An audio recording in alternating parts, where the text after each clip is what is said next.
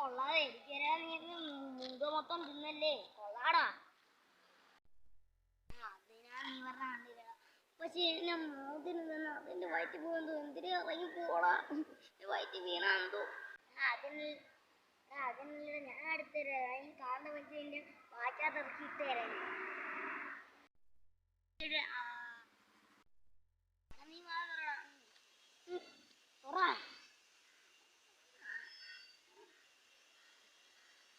കിട്ടി കിട്ടി കിട്ടി കിട്ടി കിട്ടി കിട്ടി കിട്ടി കിട്ടി കിട്ടി.